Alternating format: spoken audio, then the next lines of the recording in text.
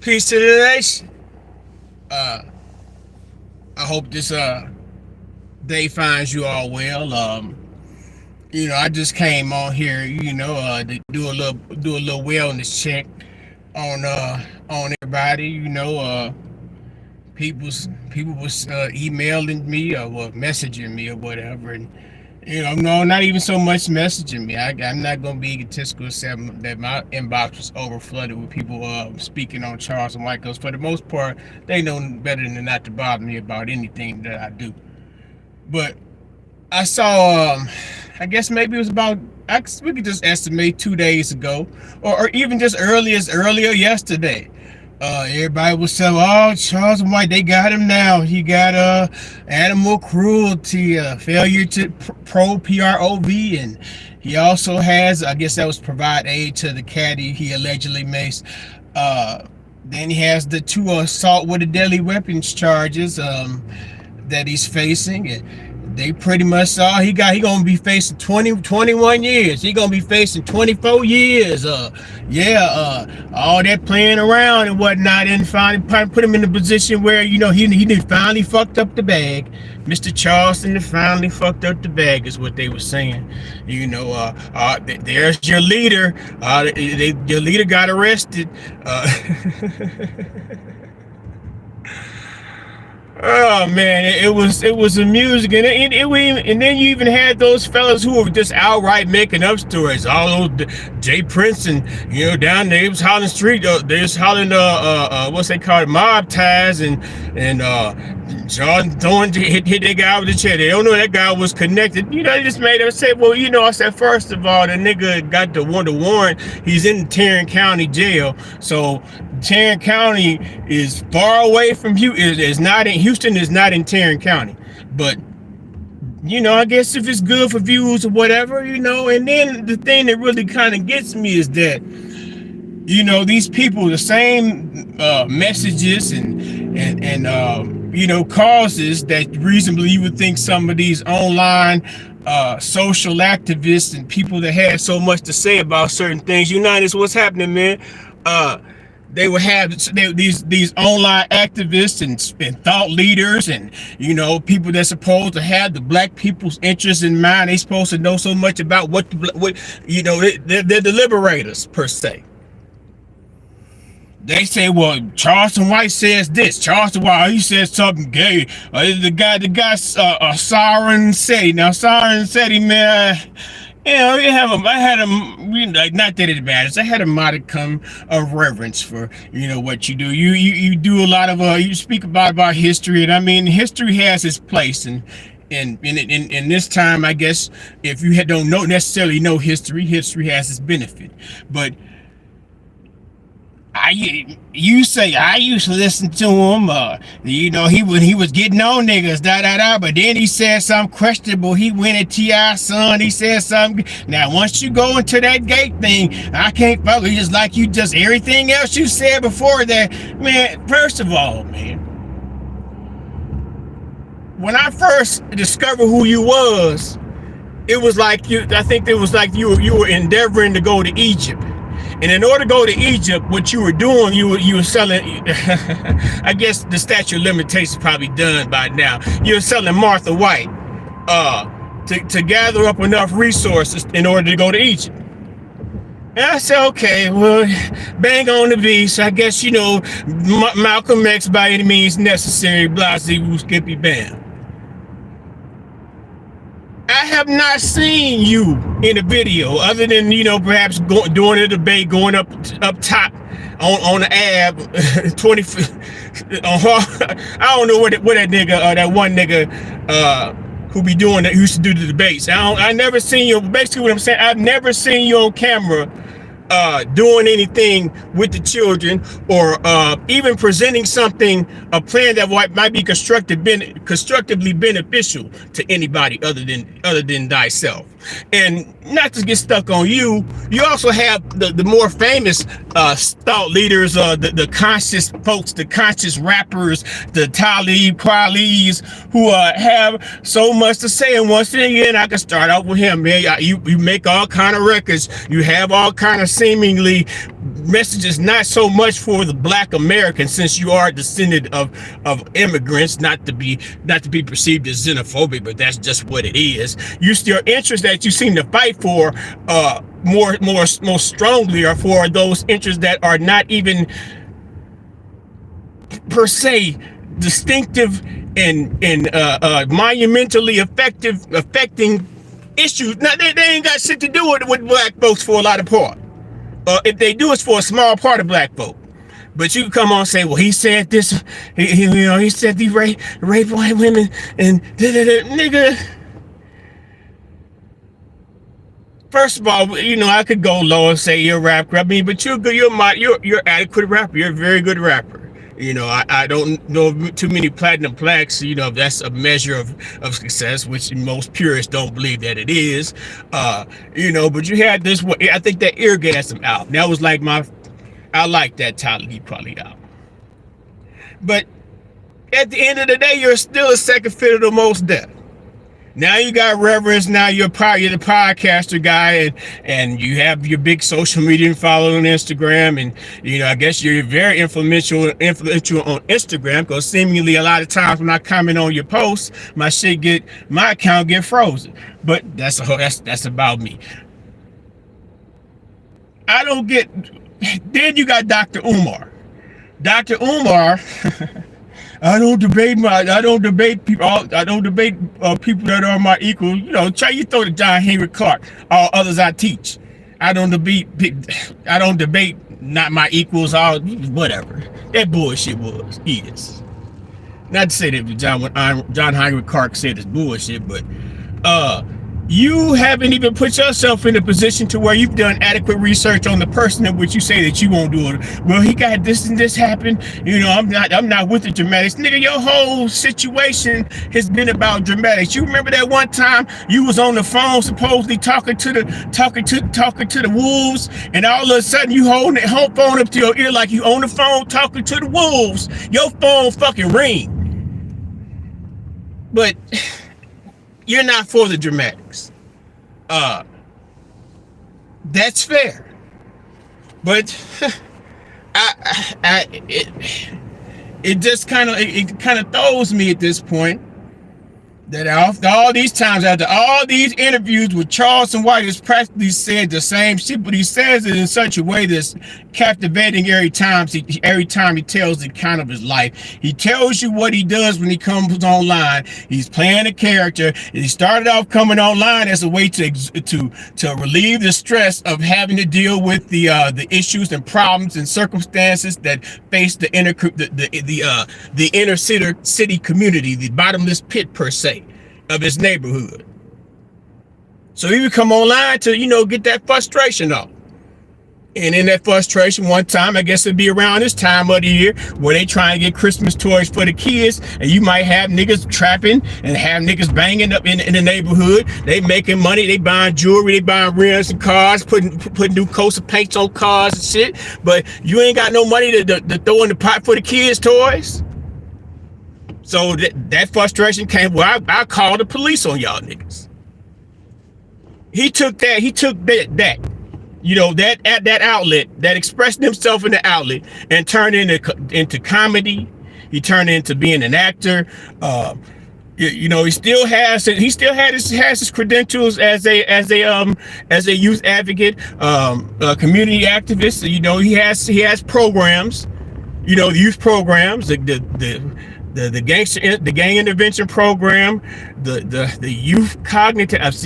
I can't really, don't get me to saying it, but you heard him say these same things on these interviews, but yet still y'all still pull up videos like the cat video, for example.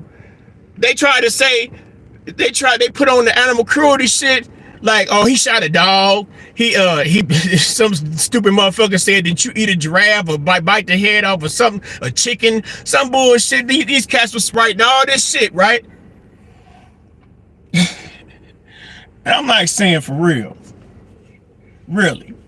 And it wasn't so much, okay, of course you gonna have motherfuckers say silly shit, but it was just the willingness of some people to be so eagerly prepared to believe the absolute worst was going to happen to Mr. Charles. Well, you know, some people say our leader, Mr. Charleston. Mr. Charles don't want to be a leader now, motherfucker. Mr. Charles want to have fun, you know, and grow old and see his grandchildren one day. But you know, y'all want to make people live by. I guess you know, the internet itself is a world. All right, buddy, you can have it. I'm gonna let you. I'm gonna let you. No, no, if you ain't gonna let me. You gonna let me make it? I'll make it. I'll take it. I came around this parking space and I almost lost it, but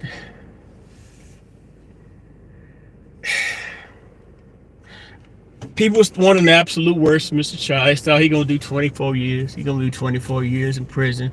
All that shit talking he did on the internet. He got up there and hit that guy in the head with the flower pot, and then he hit him with the microphone. That's what got him. That shit ain't had nothing to do with it. What it had to do with is that, you know, some of y'all gangster niggas always be talking about, well, he's a snitch, whatever, whatever. This nigga got hit in the head with one of the alleged snitch by one of the alleged snitches while he was sleeping in the barber chair. Not I said, well, they say he got paperwork. This particular alleged snitch has paperwork on him, but he's also a killer. He's a big motherfucking dude, from what I hear. He's a killer. And the assault charges, the assault with a deadly weapon charges, comes from him after he got awakened from his slumber from a pistol hit whipped to the side of his head. He he had to protect his wife. You know, he had to come out and make sure that he was protected, because, you know, gee, to get hit with a pistol, you could easily have just gotten shot with a pistol while you're in the chair. You know, who knows what kind of fear and frenzy someone might go through at that time. You know, when you go through that experience, you're sleeping. You just happen to doze off. You feel like you're in a comfortable enough position. You know, your brother works there. You know, your brother just graduated barber college. This is supposed to be a springboard for your brother's barber career. So you feel comfortable in the shop that you're in. Your wife's there. But then all of a sudden you're awakened by, you know, by the impact of being hit across the head with a deadly weapon. Literally of being assaulted by a deadly weapon. But, you know, in his defense for that, he ran out, and I guess he made sure he equipped himself for protection. And what he's being charged for is his endeavor to protect himself and his wife and anyone else who may be in danger from this alleged killer. But paperwork, snitch on paperwork. I'm not even from there. You know, either you got paperwork, you ain't there what y'all niggas talk about. Let me see your paperwork, where the paperwork party, this, that, and the third. But yeah, y'all was happy, man. And I mean, it's so sad. You know, I keep on the one young lady, I like her, but it's like she's just being purposefully, you know, indignant. You know, I can understand why she has association with other bloggers like, you know, Tony the Closer. What's your girl Tasha K? You know, she's affiliated with them people. So, you know, of course they have issues with Mr. Charleston. So it would be easy for her to presume the position of spewing negative propaganda. You know, whereas Mr. Nigga is a representative of positive propaganda for the nigga nation, and ergo Mr. Charleston, Mr. Dewberry, anybody else who may have affiliation and ties or follow the guidelines, and you know, because we gotta have it now self-leadership. You know, all these years that we keep on looking for a savior, you know, you better learn how to lead yourself. You know, it's not to saying that you might not have to take advice or look to advice from somebody else, but still at the end of the day, it's all about leadership of self. One of these days I'll be talking to it seems like I'll be talking to an audience. I believe Mr. United said is that Nancy out there? What's up, Sister Nancy? Yes, yeah, just random chat footage from somewhere. yeah, the random chat. You know, I guess when you have shit like AI and whatnot, you can come up with all kind of footage in the name of this is proof that Charles White got this and that done to him, or this is proof that anybody else. You know, but you know, we so gullible with it, we'll run with it. We won't go to the actual source of things and do actual academic research to make sure that we're absolutely correct before we come out with our chest out in the name of being right.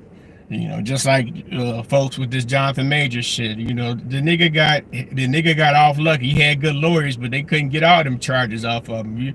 Man, how you gonna wrestle a girl for your phone to the point you break the girl's face? You supposed to be you Jonathan Majors. How can you not be more player than that? Where um you can be like, well, so even if she did see what's on the text message, so the fuck what? You're Jonathan Majors. But they wrestled over the phone and he tossed her in the car, supposedly ended up slapping her in the face, and I can understand, well, hell, if you had to do all that shit for her to back down, because hell, I guess you'd have put the D on her and drove a white girl crazy. You gotta take accountability for that. That's why they got him for harassment. They got the nigga for harassment and unintentional assault. And they don't want to. I still say that in my mind, certain things, niggas is able to sniff out. I sniff out a woman beater. I may be wrong. Who am I to say? I think I always, from the beginning, I said I'm not gonna make a determination until the case is over. Whether he found guilty or not, then I say what I'm gonna say. I always thought the nigga was a woman beater, but they want you to say, "Oh, they do him, Jonathan. The white girl got him." The state picked up the case on the nigga. The nigga Jonathan Major, the state picked up the case on him.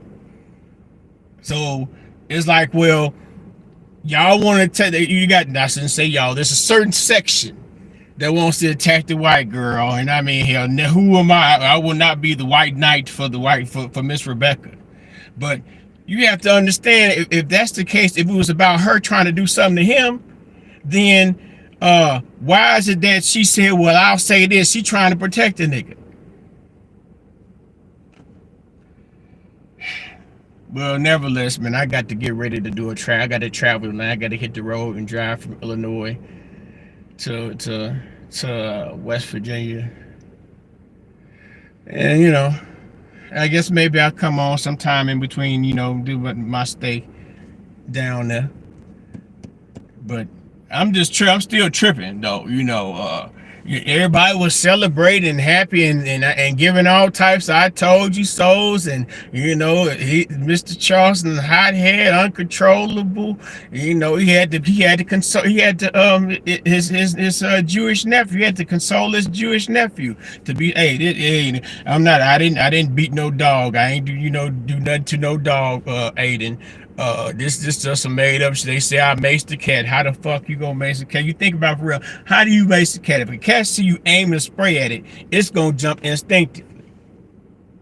So now you got the owner of the cat that has to go to court and tell the judge, well, no, I was there, was a skit, and he didn't mace any cat. Hilarious. Salute, Unitas. But yeah, man, let me go on in here and take care of my BI, because I still got to prepare to hit the road. Get prepared to hit the road. Pray for me and my family. My sister, I'm going to my sister's funeral. Peace and love, nigga nation or nothing, y'all. I holla.